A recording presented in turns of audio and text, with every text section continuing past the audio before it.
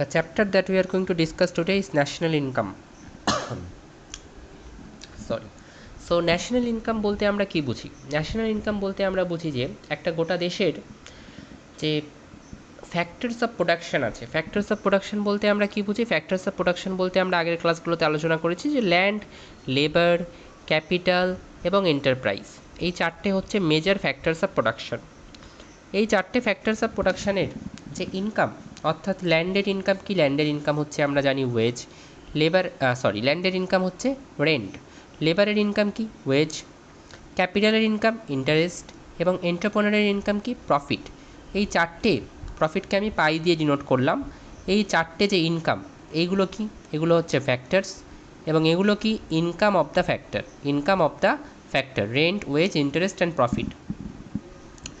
একটা গোটা দেশের যদি আমরা এই প্রত্যেকটা ফ্যাক্টরের ইনকামকে যোগ করে ফেলি, তাহলে আমরা যেটা পাবো, অর্থাৎ এই rent plus wage plus interest plus profit, এই প্রত্যেকটা ফ্যাক্টরের ইনকামকে যদি আমরা যোগ করে ফেলি, তাহলে আমরা যেটা পাবো, that is the national income of a country. এবার ব্যাপারটা অতটাও সিম্পল নয়। কেন? ফ্যাক্টরস ইনকাম মানে তো অবশ্যই sum total of the factors income. Sum total of the factors income মানে আমি যেটা বোঝাতে চাইলাম এখানে সেটাই, right? That are generated within the national territory. এবার এই ন্যাশনাল টেরিটরি ব্যাপারটা কি? ন্যাশনাল টেরিটরি ব্যাপারটা কি? National territory of a country by normal resident ব্যাপারটাও বা কি? তাহলে এই দুটো ব্যাপারকে আমাদের আলাদা করে জানতে হবে। আমাদেরকে এই দুটো ব্যাপার আলাদাভাবে বুঝতে হবে যে ন্যাশনাল টেরিটরি মানে কি, নর্মাল রেসিডেন্ট মানে কি। এই দুটো ব্যাপারকে জানতে পারলে তবেই আমরা বুঝতে পারবো যে ন্যাশনাল ইনকামের প্রপার ডেফিনেশনটা তাহলে কি হচ্ছে। অর্থাৎ রেন্ট, ওয়েজ, ইন্টারেস্ট আর প্রফিটকে তো যোগ করব, কিন্তু ন্যাশনাল টেরিটরির মধ্যে যে সমস্ত মানুষ আছে তাদের রেন্ট, ওয়েজ, ইন্টারেস্ট আর প্রফিটই যোগ করব। এবং নর্মাল রেসিডেন্ট যারা, দেশের যারা নর্মাল রেসিডেন্ট, একমাত্র তাদেরই রেন্ট, ওয়েজ, ইন্টারেস্ট আর প্রফিটকে যোগ করা হবে, তবেই ন্যাশনাল ইনকাম পাওয়া যাবে। কিন্তু এই নর্মাল রেসিডেন্ট আর ন্যাশনাল টেরিটরি কীভাবে আমরা বুঝবো সেটা আমাদেরকে আগে দেখতে হবে। তো ফ্যাক্টর ইনকাম মানে কি? আমি যেটা বললাম এখানে সেটাই লেখা আছে যে ফ্যাক্টর মানে ল্যান্ড, লেবার, ক্যাপিটাল, এন্টারপ্রাইজ, তাদের প্রত্যেকের ইনকামকে যদি তুমি যোগ করো, অ্যাড করো, তাহলে সেটাকেই আমি ন্যাশনাল ইনকাম বলবো। What do you call it? National income. এবার আমরা আসি ন্যাশনাল টেরিটরি বলতে আমরা কী বুঝি। ন্যাশনাল টেরিটরি বলতে আমরা বুঝি, দেখো ইন্ডিয়ার ম্যাপটা আমি এখানে ড্র করছি না, আবার ধরে নাও দিস ইজ ইন্ডিয়া, প্লাস এখানে আন্দামান নিকোবর দ্বীপপুঞ্জ এবং লাক্ষাদ্বীপও রয়েছে। So suppose this is India. ইন্ডিয়ার এই যে জিওগ্রাফিক্যাল বাউন্ডারি, ওকে, প্লাস এই জিওগ্রাফিক্যাল বাউন্ডারির সাথে ইন্ডিয়ার এমবেসি আছে বিভিন্ন দেশে। ইন্ডিয়ার এমবেসি বিভিন্ন দেশে রয়েছে, যেমন ইন্ডিয়ার এমবেসি পাকিস্তানে আছে, অস্ট্রেলিয়ায় আছে, রাশিয়ায় আছে। তো বিভিন্ন দেশে ইন্ডিয়ার এমবেসি আছে, সেই সমস্ত এরিয়াগুলোকে আমি যোগ করলাম। প্লাস ইন্ডিয়ার যে শিপস যেগুলো বিভিন্ন দেশের মধ্যে চলাফেরা করছে, সেটা ওয়াটার এরিয়ার উপরেই চলছে অবশ্যই, রাইট? ওয়াটারওয়েজ দিয়েই চলছে। সেই ওয়াটারওয়েজ যেখানে ইন্ডিয়ান শিপসগুলো অপারেট করছে, প্লাস ধরো ইন্ডিয়ার যে অয়েল বা ফিশিং ভেসেলস বা যে ন্যাচারাল গ্যাস রিগস, সেই সমস্ত এরিয়াগুলোও তো ইন্ডিয়ার এরিয়ার মধ্যেই পড়ছে, রাইট? তাহলে আমি এখানে কী কী জিনিসের নাম বললাম তোমরা নোট করতে থাকবে। একটা হচ্ছে ইন্ডিয়ার জিওগ্রাফিক্যাল এরিয়া, যেটা হচ্ছে এই ইন্ডিয়ার আন্দামান নিকোবর দ্বীপপুঞ্জ আর ইন্ডিয়ার মেনল্যান্ডের এরিয়াটা। প্লাস ফার্স্টে যেটা বললাম ইন্ডিয়ার এমবেসিগুলো, যেগুলো ইন্ডিয়ার বাইরে সিচুয়েটেড বিভিন্ন দেশে। প্লাস কি বললাম? প্লাস যেটা বললাম সেটা হচ্ছে শিপস, যেগুলো ইন্ডিয়ার বাইরে অপারেট করছে বিভিন্ন ওয়াটারওয়েজে। ফিশিং ভেসেলস, মাছ চাষ হয় ইন্ডিয়ার বিভিন্ন যে ওয়াটার এরিয়াসগুলোতে মাছ চাষ হয় সেই জায়গাগুলো। Plus oil rigs, natural gas rig, ইন্ডিয়ার যে সমস্ত জায়গায় অয়েল বা ন্যাচারাল গ্যাসের ভান্ডার রয়েছে সেই সমস্ত জায়গাগুলো। এই সব কটাকে যোগ করার পর আমরা যেটা পাই সেটাকে বলা হয় ডোমেস্টিক টেরিটরি। সেটাকে কি বলা হয়? Domestic territory of India. এবার কথা হচ্ছে আমরা তো এখানে ন্যাশনাল টেরিটরি পড়ছি, তাহলে ন্যাশনাল টেরিটরি কাকে বলে? What do you understand by national territory? So national territory মানে হচ্ছে যে ডোমেস্টিক টেরিটরির সাথে তোমাকে একটা বিষয়ে যোগ করতে হবে আর একটা বিষয়ে বিয়োগ করতে হবে। এবার কি যোগ করতে হবে? এখানে যা লেখা আছে সেটা আপাতত ভুলে যাও, আমি তোমাদেরকে দেখাচ্ছি কী যোগ করতে হবে, তারপরে ওটা আমরা পড়ব। ইন্ডিয়ার গভর্নমেন্ট কিছু এরিয়া ওন করে রেখেছে বাইরের দেশে, রাইট? ইন্ডিয়ার গভর্নমেন্টের কিছু এরিয়া বাইরের দেশে রয়েছে, তাহলে আমি সেটাকে লিখতে পারি area owned by Indian government, area owned by Indian government in foreign countries, in foreign countries. সেই জমিটা তো থাকবে, সেই জমিটাকে যখন আমি যোগ করব, সেই জমিটাকে ইন্ডিয়ার ডোমেস্টিক টেরিটরির সাথে আমি যোগ করব। যোগ করলেই কি ন্যাশনাল টেরিটরি পেয়ে যাব? না। ঠিক যেরকম ইন্ডিয়ার কিছু এরিয়া, ইন্ডিয়ার গভর্নমেন্ট কিছু এরিয়া অন্য দেশগুলোতে ওন করে রেখেছে, সেরকমই অন্য দেশগুলোও কিছু এরিয়া ইন্ডিয়ার মধ্যে ওন করে রেখেছে, সেই এরিয়াটাকে বাদও দিতে হবে। So that is area owned by foreign government, by foreign government in India, in India. তাহলে ডোমেস্টিক টেরিটরি, তার সাথে যদি আমরা area owned by Indian government in foreign কান্ট্রিজটাকে যোগ করে দিই, minus area owned by foreign government in ইন্ডিয়াটাকে মাইনাস করে দিই, তাহলে আমরা পেয়ে যাব ন্যাশনাল টেরিটরি, যেটাকে বলা হয় ইকোনমিক টেরিটরিও, যেটার আরেকটা নাম কি ইকোনমিক টেরিটরি। ওকে, ডোমেস্টিক টেরিটরিটা কি বলে দিলাম একটু আগেই, যে ইন্ডিয়ার যে মেনল্যান্ড প্লাস আন্দামান লাক্ষাদ্বীপ দ্বীপপুঞ্জ প্লাস আন্দামান লাক্ষাদ্বীপ, সরি আন্দামান নিকোবর দ্বীপপুঞ্জ প্লাস লাক্ষাদ্বীপ, প্লাস ইন্ডিয়ার যে সমস্ত এমবেসি বাইরের দেশগুলোতে আছে, প্লাস ইন্ডিয়ার যে ফিশিং ভেসেলস আছে, অয়েল রিগস আছে, ন্যাচারাল গ্যাসের ভান্ডার আছে, সেই সমস্ত এরিয়া, প্লাস ইন্ডিয়ার যে শিপস ওয়াটারওয়েজগুলোতে অপারেট করছে সেই সমস্ত এরিয়া, এই সব মেলালে কী হবে? Domestic territory. সেই ডোমেস্টিক টেরিটরির সাথে যদি আমরা area owned by Indian government in foreign countries, বিদেশে ইন্ডিয়ার গভর্নমেন্টগুলো যে এরিয়া ওন করে রেখেছে সেটাকে যোগ করি, এবং area owned by foreign government in India, বিদেশের গভর্নমেন্ট ইন্ডিয়াতে যে ল্যান্ডগুলো ওন করে রেখেছে সেটাকে মাইনাস করি, তবে আমরা ন্যাশনাল টেরিটরি বা ইকোনমিক টেরিটরি পাবো। Okay, now domestic territory includes geographical boundaries, এবং আমি এটা বলে দিলাম। Net factory income from abroad ব্যাপারটা কি? Net factory income from abroad আমি তোমাদেরকে এটা একটু বুঝিয়ে দিই, যে ইন্ডিয়ার মধ্যে কিছু মানুষ ইন্ডিয়ায়, ধরো ইন্ডিয়াতে টোটাল 10 জন থাকে, রাইট? এই 10 জনের মধ্যে 8 জন ইন্ডিয়ান, 8 জন কি ইন্ডিয়ান, এবং 2 জন অস্ট্রেলিয়ান, 2 জন অস্ট্রেলিয়ান। এই 8 জন এর মধ্যে 5 জন এই মুহূর্তে ইন্ডিয়ায় আছে, এবং 3 জন গেছে দুবাইতে, দুবাইয়ে কাজ করে তারা ইনকাম করছে, কিন্তু তাদের ফ্যামিলি কিন্তু এখানে, তাদের ফ্যামিলি এখানে, তো তারা টাকা পাঠাবে মাসে মাসে, কোথায় টাকা পাঠাবে? দুবাই থেকে টাকাটা কিন্তু ইন্ডিয়াতে আসবে, দুবাই থেকে টাকাটা কোথায় আসবে? ইন্ডিয়াতে। এটাকে আমি কি বলছি? এটাকে আমি বলছি ইনফ্লো অফ ইনকাম, যে টাকাটা বাইরে থেকে আমাদের দেশে আসছে। ভালো কথা। এবং অস্ট্রেলিয়ার যে 2 জন ইন্ডিয়াতে আছে, তারাও ইন্ডিয়ার মধ্যেই এখন আছে, সেই 2 জন কিন্তু ইন্ডিয়াতে কাজ করে টাকাটা আবার বাইরে পাঠিয়ে দেবে, কোথায়? অস্ট্রেলিয়াতে। টাকাটা কোথায় চলে যাবে? অস্ট্রেলিয়াতে। এটাকে আমি বলছি আউটফ্লো অফ ইনকাম, অর্থাৎ যে টাকাটা ইন্ডিয়া থেকে বেরিয়ে যাচ্ছে। ইনফ্লো অফ ইনকাম, যে টাকাটা ইন্ডিয়াতে আসছে, মাইনাস আউটফ্লো অফ ইনকাম, যে টাকাটা ইন্ডিয়া থেকে বেরিয়ে যাচ্ছে। এটা যদি করা হয় তাহলে আমরা যেটাকে পাই সেটাকে বলা হয় net factor income from abroad, net factor income from abroad. এবার এই যে তোমাদেরকে আমি ন্যাশনাল টেরিটরির ডেফিনেশান বললাম, ন্যাশনাল টেরিটরি বা যেটাকে আমি বললাম ইকোনমিক টেরিটরিও বললাম, এটার সবথেকে ভালো ডেফিনেশান বা সবথেকে ভালো ফর্মুলা ওটাই, যেটা আমি তোমাদের উপরে লিখে দিয়েছি।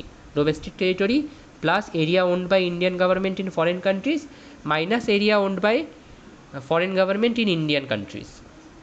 তার সাথে সাথে যদি তোমরা আরেকটা ফর্মুলা বা আরেকটা ডেফিনেশন মনে রাখতে চাও, তাহলে এইভাবে মনে রাখতে পারো, সেটা হচ্ছে domestic territory plus net factor income from abroad. Net factor income from abroad মানে inflow of income minus outflow of income, যেটা আমি এখানে দেখালাম, inflow of income minus outflow of income. এটাও একটা ন্যাশনাল টেরিটরি বা ইকোনমিক টেরিটরির ডেফিনেশন হতে পারে। তাহলে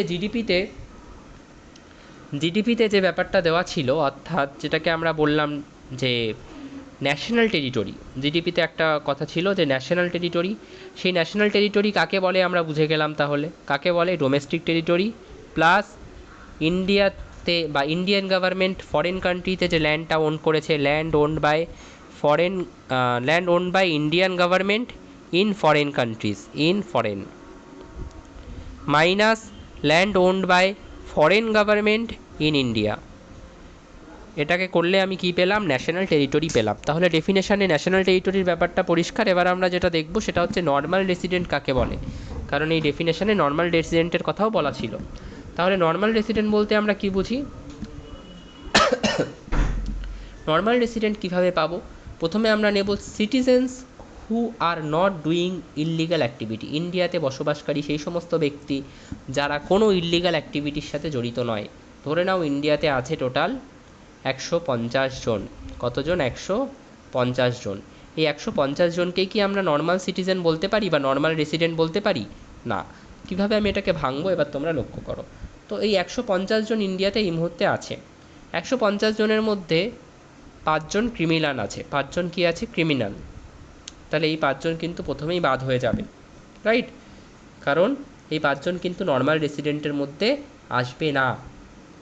তাহলে 5 জন কি আছে বললাম? 5 জন আছে ক্রিমিনাল। তাহলে সিটিজেন্স, কতজন সিটিজেন ইন্ডিয়াতে আছে যারা কোনো রকম ইললিগাল অ্যাক্টিভিটি করেনি? ইললিগাল অ্যাক্টিভিটি ইন্ডিয়াতে করেনি এরকম সিটিজেন আছে 145 জন। তাহলে এখানে আমি 145 লিখলাম। প্লাস অল দোজ ফরেনার্স, সেই সমস্ত ফরেনার্স যারা ইন্ডিয়াতে 1 বছরের বেশি সময় ধরে আছে। এবার ধরে নাও ইন্ডিয়াতে 150 জন আছে, 5 জন ক্রিমিনাল ছিল, 145 জন। তার সাথে সাথে ইন্ডিয়াতে আমি ধরে নিলাম যে 20 জন ফরেনারও আছে। 20 জন ফরেনার বা বিদেশিও আছে যারা 1 বছরের বেশি সময় ধরে ইন্ডিয়াতে আছে। এবার তাহলে সেই 20টাকে আমি যোগ করে দেব? না, অত সহজ নয়। 20টাকে ওইভাবে আমি যোগ করতে পারবো না। তার জন্য কিছু কন্ডিশন তাদেরকে ফুলফিল করতে হবে। শুধু 1 বছরের বেশি সময় ধরে ইন্ডিয়াতে আছে এরকম হলেই তাদেরকে নর্মাল রেসিডেন্ট বলে দেওয়া যায় না বা যোগ করে দেওয়া যায় না। তাদেরকে আরও কিছু কন্ডিশন ফুলফিল করতে হয়, এবং সেই সমস্ত কন্ডিশন কী কী? তারা স্পোর্টসম্যান হলে হবে না, তারা মেডিকেল ফেসিলিটির জন্য ইন্ডিয়াতে 1 বছরের বেশি সময় ধরে পড়ে আছে এরকম হলে হবে না, তারা কোনো অফিসিয়াল ওয়ার্কের জন্য ইন্ডিয়াতে 1 বছরের বেশি সময় ধরে আছে এরকম হলে হবে না, তারা কোনো ট্যুরিস্ট হলে হবে না, তারা কোনো বিজনেস বা জবের জন্য আছে এরকম হলেও হবে না। এবার ধরে নাও এই 20 জন যারা ইন্ডিয়াতে আছে তাদের মধ্যে 2 জন স্পোর্টসম্যান, তাদের মধ্যে 3 জন মেডিকেল ফেসিলিটির জন্য ইন্ডিয়াতে আছে, তাদের মধ্যে অফিসিয়াল ওয়ার্কের জন্য 1 জন আছে, ট্যুরিস্ট হচ্ছে 5 জন, আর 1 জন আছে যায় বিজনেসের জন্য আছে বা জবের জন্য আছে। তাহলে এদেরকে তো আমি এই 20 জনকে আমি যোগ করতেই পারতাম, কিন্তু এই 20 জন হচ্ছে ফরেনার যারা 1 বছরের বেশি সময় ধরে ইন্ডিয়াতে আছে, কিন্তু এই 20 জনকে কি এবার আমি যোগ করতে পারবো? না। 20 জনের মধ্যে আমি মাত্র কজনকে যোগ করতে পারবো ভালো করে তোমরা লক্ষ্য করো। 20 জনের মধ্যে প্রথমেই কাকে আমি বাদ দেবো? 20 জন থেকে আমি প্রথমেই বাদ দেবো এই 2 জন যারা স্পোর্টসম্যান হয়ে ইন্ডিয়াতে আছে, স্পোর্টসম্যান যারা বাইরে থেকে খেলতে আসে এবং আলটিমেটলি একটা টাইমের পর চলে যাবে। এই 3 জন যারা মেডিকেল ফেসিলিটির জন্য ইন্ডিয়াতে আছে, 1 জন যারা অফিসিয়াল ওয়ার্কের জন্য আছে, 5 জন ট্যুরিস্ট আর 1 জন বিজনেস। তাহলে 5 আর 1 6, প্লাস 1 7, প্লাস 3 10, প্লাস 2 12। তাহলে এই 12 জনকে তো আমি, এই 12 জনও কিন্তু এই 20 জনের মধ্যে তাহলে 12 জন আছে যারা এই বাটের কন্ডিশনটা স্যাটিসফাই করতে পারছে না। অর্থাৎ হয় তারা স্পোর্টসম্যান, হয় তারা কোনো মেডিকেল ফেসিলিটির জন্য আছে, হয় তারা অফিসিয়াল ওয়ার্কের জন্য আছে, হয় তারা ট্যুরিস্ট, হয় তারা জবের জন্য আছে। আর বাকি 8 জন তারা হচ্ছে ইন্ডিয়াতে থাকা এমন ফরেনার যারা 1 বছরের বেশি সময় ধরেও ইন্ডিয়াতে আছে এবং তাদের এই সমস্ত কোনো ইন্টারেস্ট নেই, হয় অর্থাৎ তারা স্পোর্টসম্যানও না, তারা জবের জন্যও নেই, তারা তোমার অফিসিয়াল ওয়ার্কের জন্যও নেই, তারা ট্যুরিস্টও না, এইসব কোনো কন্ডিশনে তারা নেই। এই 8 জনকে কিন্তু আমি যোগ করতে পারবো, এই 8 জনকে আমি যোগ করতে পারবো। তাহলে প্রথমে ইন্ডিয়ার সিটিজেন 150 জন ছিল, 5 জন ক্রিমিনাল ছিল, তাহলে 5 জন ক্রিমিনালকে আমি নিলাম না, 145 জনকে নিয়েছি। প্লাস কত যোগ করব? 8। কেন 8? 20 জন তো ফরেনার ছিল 1 বছরের বেশি সময় ধরে ইন্ডিয়াতে আছে, কিন্তু এই 20 জনের মধ্যে 12 জন কোনো না কোনো এই নিচের এই 5টা কন্ডিশনের মধ্যে কোনো না কোনো কন্ডিশন নিয়ে ইন্ডিয়াতে আছে। তো ওই 12 জনকে যোগ করা যাবে না, 8 জনকেই যোগ করা যাবে। 153 জন হচ্ছে ইন্ডিয়াতে থাকা নর্মাল রেসিডেন্টের সংখ্যা, number of normal residents in India হলো। ঠিক আছে, এবার নর্মাল রেসিডেন্টের বিষয়টা আশা করি পরিষ্কার। এবার তোমাদের মনে একটা প্রশ্ন আসতে পারে যে কেন এই সমস্ত ব্যক্তিকে আমরা নর্মাল রেসিডেন্টের মধ্যে ধরছি না, স্পোর্টসম্যান বা ধরো মেডিকেল ফেসিলিটি। তার কারণ হচ্ছে এই সমস্ত ব্যক্তির ইন্ডিয়াতে যারা রয়েছে 1 বছরের বেশি সময় ধরে থাকতেই পারে, কিন্তু ইন্ডিয়াতে এদের কোনো ইকোনমিক ইন্টারেস্ট নেই। ইন্ডিয়াতে এদের ইকোনমিক ইন্টারেস্ট নেই মানে ধরো শোয়েব আক্তার বাইরে থেকে এসে ইন্ডিয়াতে কমেন্ট্রি করছে, 3 বছর ধরে আছে। শোয়েব আক্তার কি টাকাটা নিয়ে ইন্ডিয়াতে স্পেন্ড করছে? কিছুটা করছে, কিন্তু বেশিরভাগ টাকাই তো শোয়েব আক্তার পাকিস্তানে পাঠিয়ে দিচ্ছে।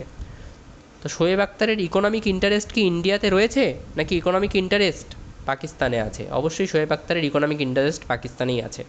তাহলে এই সমস্ত ব্যক্তি যারা স্পোর্টসম্যান বা মেডিকেল ফেসিলিটির জন্য এখানে কিছুদিন পড়ে রয়েছে, বা অফিসিয়াল ওয়ার্ক বা ট্যুরিস্ট বা ধরো বিজনেস, তাদেরকে কিন্তু আমরা ধরতে পারি না নর্মাল সিটিজেনের মধ্যে। কেন?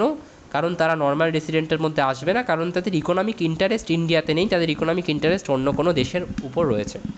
ওকে, তারা স্পেন্ডিংটা মূলত অন্য কোনো দেশে করছে, তারা মূলত টাকাটা অন্য কোনো দেশে পাঠিয়ে দিচ্ছে। ওকে, এবার ন্যাশনাল ইনকাম এর ফর্মুলাগুলো, মানে ন্যাশনাল ইনকামটা ডিটেলে পড়ার আগে আমাদের এই ফর্মুলাগুলো জানতে হবে। সেটা হচ্ছে গ্রস আর নেটের মধ্যে কী ডিফারেন্স। দেখো, তুমি আজকে একটা ফ্রিজ কিনে আনলে, ফ্রিজটার দাম হয়তো হচ্ছে 25,000 টাকা, এবং তুমি ফ্রিজটা যে কিনে আনলে ফ্রিজটার দাম 25,000 টাকা। ফ্রিজটা কেনার সাথে সাথেই 2 দিন পরেই তুমি যদি বেচতে যাও, ফ্রিজটার দাম হয়ে গেছে এখন 20,000 টাকা। তার বেশিতে তুমি ওই ফ্রিজটাকে এখন বেচতে পারবে না। ঠিক আছে, তো যে দামে তুমি ফ্রিজটা কিনেছিলে এটাকে আমরা বলছি গ্রস, এটাকে আমরা বলছি গ্রস। ওকে, এবং এখন যেটার দাম যেটা হয়ে গেল সেটাকে আমি বলছি নেট, সেটাকে আমি কি বলছি? নেট। এখন এটার কারেন্ট প্রাইস, কারেন্ট প্রাইস। তাহলে এই মাঝখানে 5,000 টাকা কোথায় গেল? এই 5,000 টাকা হচ্ছে ডেপ্রিসিয়েশান, এই 5,000 টাকা হচ্ছে ডেপ্রিসিয়েশান। একটা জিনিস কেনার সাথে সাথেই তার দাম বা মূল্য অনেকটা কমে যায়। একটা জিনিস কেনার সাথে সাথেই তুমি যদি তাকে আবার বেচতে যাও, তুমি দেখতে পাবে তার দাম বা মূল্য অনেকটা কমে গেছে। এই কমে যাওয়াটাকেই আমরা ডেপ্রিসিয়েশান বা অবক্ষয় বলি। তো এই ডেপ্রিসিয়েশান কত টাকার হলো? 5,000 টাকা। এবার এই নেটটা বেরোচ্ছে কী করে? নেট মানে কত? 20। সেটা বেরোচ্ছে কিভাবে?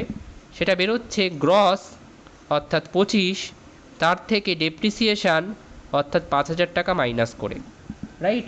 তাহলে নেটের ফর্মুলা কি? Gross minus depreciation. নেট কি? Gross minus depreciation. তাহলে আমি যদি ডেপ্রিসিয়েশানটাকে এপাশে পাঠিয়ে দিই, গ্রসটাকে এপাশে রেখে দিই, তাহলে গ্রস সমান সমান কী হবে? ডেপ্রিসিয়েশান মাইনাসে ছিল, ওপাশে গেলে প্লাস হবে, গ্রস সমান সমান হবে তাহলে নেট প্লাস ডেপ্রিসিয়েশান। তো সেই ফর্মুলাটাও এখানে এইভাবে লেখা আছে। হলো গ্রস আর নেটের মধ্যে ডিফারেন্স বোঝা গেছে আশা করি। নেক্সট, ডোমেস্টিক আর ন্যাশনাল। ন্যাশনাল মানে কি? ন্যাশনাল মানে হচ্ছে ডোমেস্টিক প্লাস, এটাকে তোমরা ইনকামের রেসপেক্টেই ভাবো যে ন্যাশনাল ইনকাম, ইনকামকে আমি ওয়াই দিয়ে লিখলাম, ন্যাশনাল ইনকাম সেটা কীভাবে ক্যালকুলেট হবে? ডোমেস্টিক, ডোমেস্টিক মানে আমি তোমাদেরকে বারবার করে বুঝিয়েছি, ডোমেস্টিক মানে কি? যে ইন্ডিয়ার মেনল্যান্ডের যে area plus Andaman Nicobar Lakshadweep plus ইন্ডিয়ার যে অ্যাম্বাসিগুলো বাইরের দেশে আছে, প্লাস শিপস আর কান্ট্রি যেগুলো ইন্ডিয়ার বিভিন্ন ওয়াটারওয়েসে অপারেট করছে, plus fishing vessel, oil, natural gas, rigs, এগুলো। Right? Plus net factor income from abroad. National মানে কি? ন্যাশনাল মানে পুরো নেশনের রেসপেক্টে আমরা এটাকে ক্যালকুলেট করছি। তাহলে domestic plus net factor income from abroad. National income যদি আমাকে দেখতে হয়, তাহলে কি আমি খালি তাদের ইনকামই দেখব যেগুলো আমার দেশের মধ্যে রয়েছে যারা? না, আমি আমার দেশের এরিয়ার মধ্যে যেটা আসলো ডোমেস্টিক সেটা তো দেখলামই, প্লাস আমার দেশের বাইরে যারা আছে, ধরো রাশিয়াতে আছে, অস্ট্রেলিয়ায় আছে, আমেরিকায় আছে, টাকা তো ইন্ডিয়াতে পাঠাচ্ছে। রাইট? টাকা তো ইন্ডিয়াতে তারা পাঠাচ্ছে। সেটাকে আমি কি বলছি? সেটাকে আমি বলছি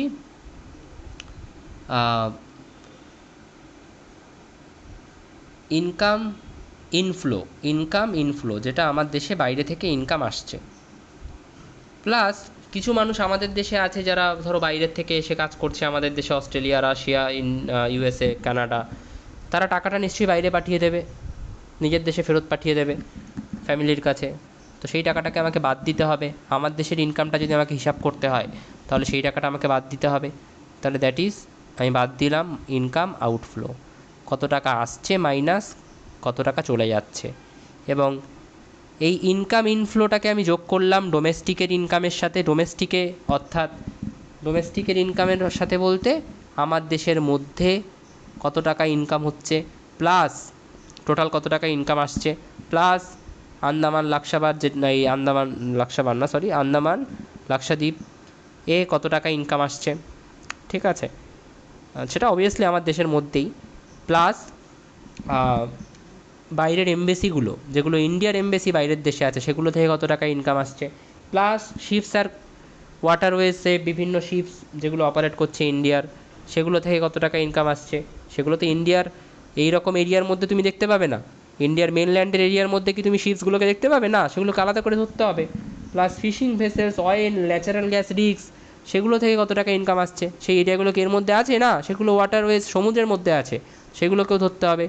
সেই সব কটাকে ধরার পর আমার ডোমেস্টিক টেরিটরি, এই পুরো ডোমেস্টিক টেরিটরির মধ্যে কত টাকা ইনকাম, প্লাস কত টাকা বাইরে থেকে আমার দেশে আসছে, মাইনাস আমার দেশ থেকে কত টাকা চলে যাচ্ছে, সেই হিসাবটা করার পর আমি পাবো আমার ন্যাশনাল ইনকাম বা ন্যাশনালের হিসাব।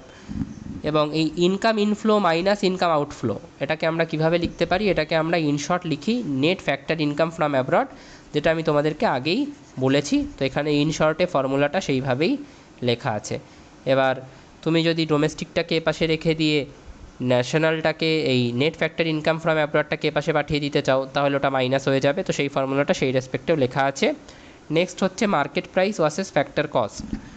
ওকে, so market price versus factor cost ব্যাপারটা কি, যে ধরো দিস ইজ মার্কেট প্রাইস, তুমি একটা ব্যাগ তৈরি করবে, একটা প্রোডাকশান করছো, তুমি একজন প্রডিউসার, তুমি কি বানাও, ব্যাগ বানাও। তো তুমি ব্যাগ বানালে তুমি ঠিক করলে যে আমার ব্যাগটা আমি মার্কেটে কত টাকায় বিক্রি করব, সেটা আমাকে ঠিক করতে হবে। একটা ব্যাগ আমি মার্কেটে কত টাকায় বিক্রি করব, সেটা আমাকে ঠিক করতে হবে। তো সেটা তুমি কীভাবে ঠিক করবে, প্রথমে তুমি দেখলে যে ব্যাগটা বানাতে তোমার কত খরচ হয়েছে। ইন দ্য সেন্স, ব্যাগটা বানানোর জন্য তোমাকে প্রথমে জমি নিতে হয়েছে, ল্যান্ড নিতে হয়েছে, রাইট, ল্যান্ডকে তোমাকে ভাড়া দিতে হয়েছে, রেন্ট, লেবার নিতে হয়েছে, লেবারকে তোমায় ওয়েজ দিতে হয়েছে, ক্যাপিটাল নিতে হয়েছে, মেশিন নেওয়ার জন্য ইন্টারেস্ট দিতে হয়েছে, এন্টারপ্রেনারশিপ, একটা প্রফিট তুমি রাখবে, এত কিছু করলে এন্টারপ্রেনার হিসেবে তুমি একটা প্রফিট রাখবে, সেই প্রফিটটাও তোমাকে হিসাব করতে হয়েছে। তাহলে এই সবকটা কি, এই সবকটা হচ্ছে তোমার কস্ট। এবার এই কস্টগুলো কিসের উপর হলো, এই ল্যান্ড, লেবার, ক্যাপিটাল, এন্টারপ্রাইজ, এগুলোকে আমরা কি বলি, ফ্যাক্টরস অফ প্রোডাকশান, উৎপাদনের যে ফ্যাক্টর। সো ফ্যাক্টরস অফ প্রোডাকশানের উপরে তোমার যে কস্টিংগুলো হলো, সেই কস্টিংটাকে তুমি প্রথমে হিসাব করলে যোগ করে করে, এবং এটাকে আমি কি বলছি, এটাকে আমি বলছি ফ্যাক্টর কস্ট। তো ধরো তোমার ফ্যাক্টর কস্ট হয়েছে 100 টাকা। ওকে, তো তুমি কি জিনিসটার দাম মার্কেট প্রাইস 100 টাকা রেখে দেবে? এর মধ্যে তোমার প্রফিটও ধরা আছে, তুমি চাইলে 100 টাকা রেখেই দিতে পারো, রাইট, কিন্তু তুমি 100 টাকা রাখবে না। কেন? তুমি এবার ভাববে যে সরকার তো আমার থেকে ট্যাক্স নিয়েছিল, কত টাকার ট্যাক্স নিয়েছিল, সরকার আমার থেকে ট্যাক্স নিয়েছে 20 টাকার, কিন্তু সরকার আবার তোমাকে সাবসিডিও দিয়েছে, কিছু জিনিস ফ্রিও দিয়েছে সাবসিডি হিসেবে, হয়তো 5 টাকার। তাহলে এবার তুমি জিনিসটার দাম কত রাখবে, মার্কেট প্রাইস জিনিসটার কত রাখবে, 100 টাকা? না, 100 টাকা তুমি রাখবে না। কত রাখবে? ফ্যাক্টর কস্ট তোমার হয়েছে ধরো 100 টাকা, এখানে আমি মার্কেট প্রাইস লিখে ফেলেছি ভুল করে, ফ্যাক্টর কস্ট লিখতে হতো, এটা ফ্যাক্টর কস্ট হয়েছে 100 টাকা। এবার তোমার প্রশ্ন হচ্ছে যে তুমি মার্কেট প্রাইস কত রাখবে, জিনিসটা মার্কেটে কত দামে বিক্রি করবে। তো তুমি দেখবে যে ফ্যাক্টর কস্ট, আমার খরচা তো শুধু 100 টাকা হয়নি, সরকারকে যে 20 টাকা ট্যাক্স দিতে হয়েছে সেটাও আমাকে দিতে হয়েছে, তো সেই টাকাটাও আমি তুলবো। তো তুমি ফ্যাক্টর কস্টের সাথে 20 যোগ করবে।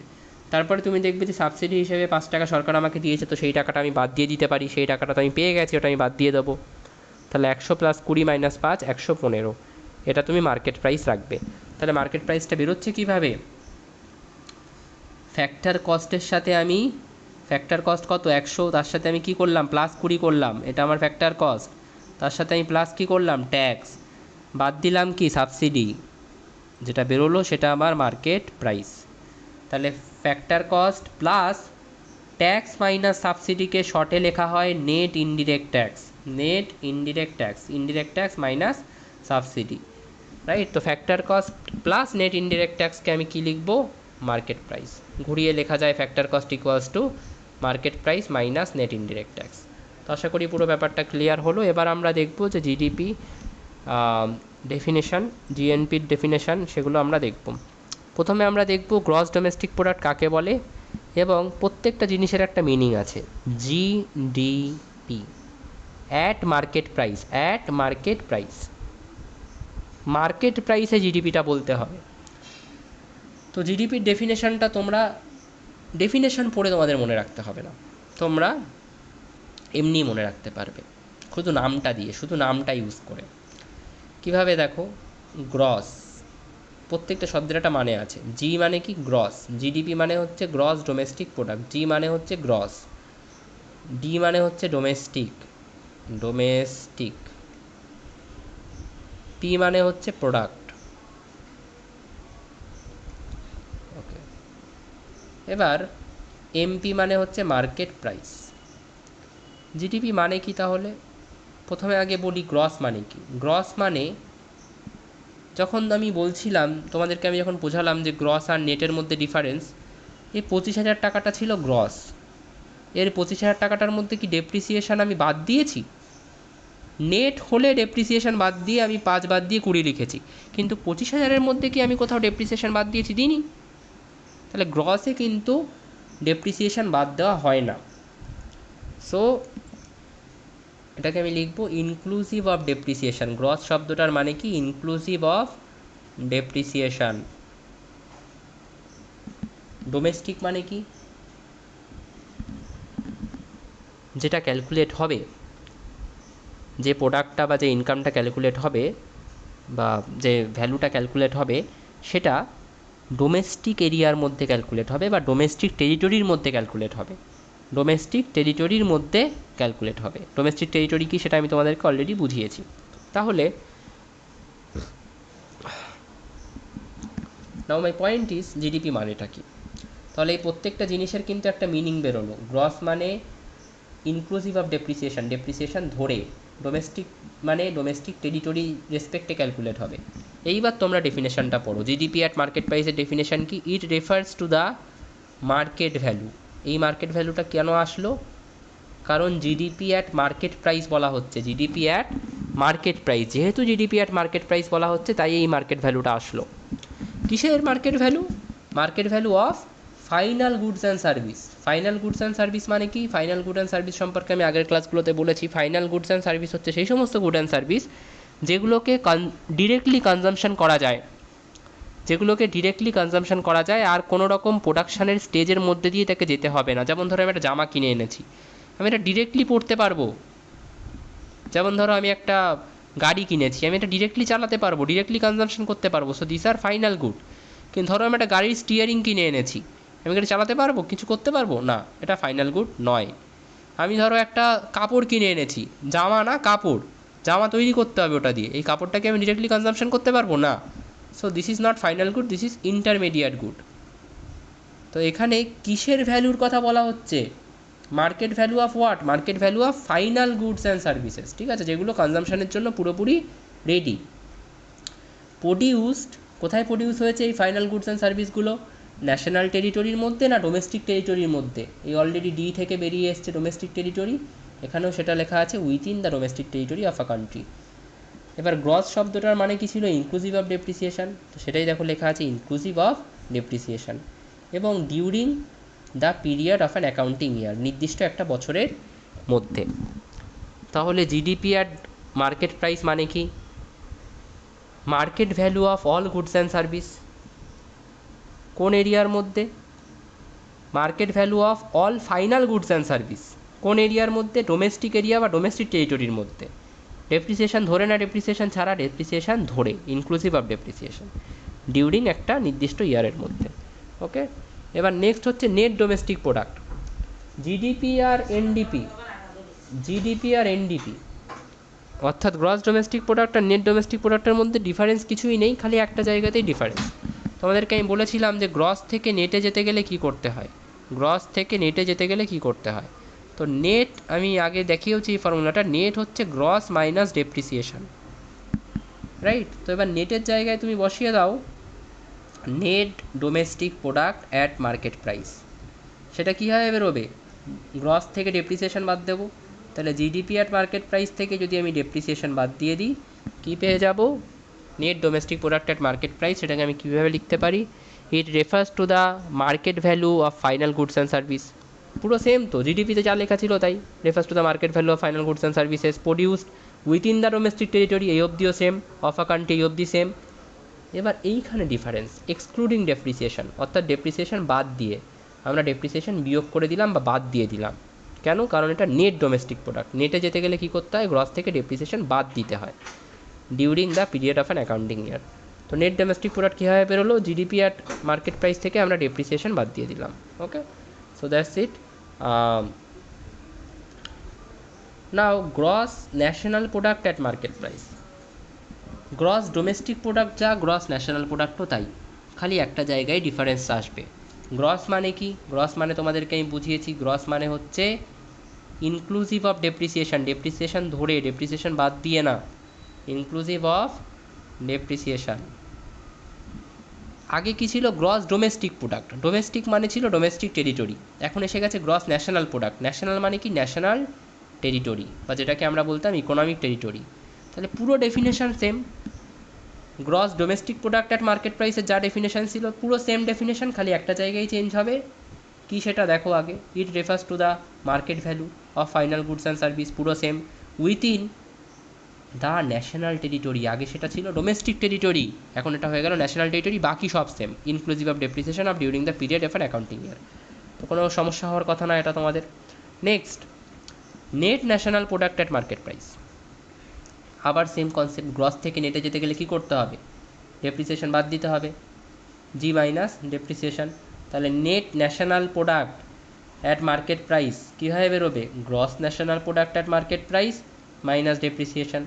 গ্রস ন্যাশনাল প্রোডাক্ট কীভাবে বেরোবে? গ্রস ন্যাশনাল প্রোডাক্ট মানে আমরা জানি, গ্রস ন্যাশনাল প্রোডাক্টে যা লেখা ছিল এখানে তাই লেখা আছে, market value of final goods and services produced within the national territory. Gross national প্রোডাক্টে যা লেখা ছিল তাই লেখা আছে, কিন্তু খালি এখানে of a country excluding depreciation, depreciation বাদ দিয়ে। ওকে, সো বোঝা গেল আশা করি যে গ্রস নেট ন্যাশনাল প্রোডাক্ট কীভাবে বেরোচ্ছে। এখানে ফর্মুলাও লেখা আছে, NNP net national product at market price equals to GNP at MP minus depreciation. ঠিক আছে, next, gross domestic product at factor cost. এবার গল্পটা সেমই থাকবে, খালি এবার আমরা ফ্যাক্টর কস্টের রেসপেক্টে জিডিপিটা বের করতে বলছি, মার্কেট প্রাইসের রেসপেক্টে বের করতে বলছি না। পুরো গল্প সেমই, গ্রস মানে সেই উইথাউট ডেপ্রিসিয়েশন, এবং তোমাদেরকে আমি উইথাউট না, sorry inclusive of depreciation, inclusive of depreciation বা উইথ ডেপ্রিসিয়েশন, উইথ বলাটা ভুল, ইনক্লুসিভ অফ ডেপ্রিসিয়েশন, ডেপ্রিসিয়েশন বাদ দিয়ে নয়, ডেপ্রিসিয়েশন ধরে।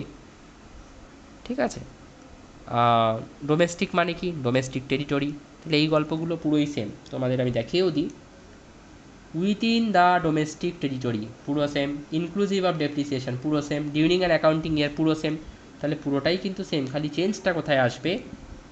অ্যাট ফ্যাক্টর কস্টে এটা ক্যালকুলেট হবে। তাহলে it refers to the sum total of factor cost incurred on the production of final goods and service.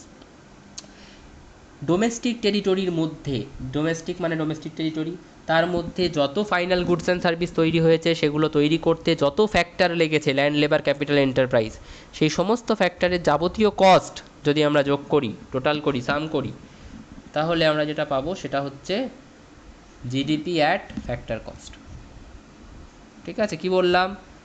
Domestic territory অর্থাৎ আমাদের দেশের মেনল্যান্ড, আন্দামান নিকোবর, লাক্ষাদ্বীপ, প্লাস ওয়াটারওয়েজে যে সমস্ত শিপস অপারেট করছে, প্লাস এমবেসিস যেগুলো ইন্ডিয়ার বাইরে রয়েছে, plus ships, plus fishing vessels, plus oil rigs, plus natural gas rigs, সেই সমস্ত টেরিটরির মধ্যে যে সমস্ত ল্যান্ড, লেবার, ক্যাপিটাল, এন্টারপ্রাইজ অর্থাৎ ফ্যাক্টরস অফ প্রোডাকশান অপারেট করছে, করে ফাইনাল গুডস অ্যান্ড সার্ভিস বানাচ্ছে, সেই সমস্ত ফাইনাল গুডস অ্যান্ড সার্ভিস বানাতে ওই ফ্যাক্টরস অফ প্রোডাকশানগুলোর উপরে যত টাকা খরচা করতে হয়েছে সেই কস্টগুলোকে আমরা যদি যোগ করি সেটাকে আমরা কি বলবো?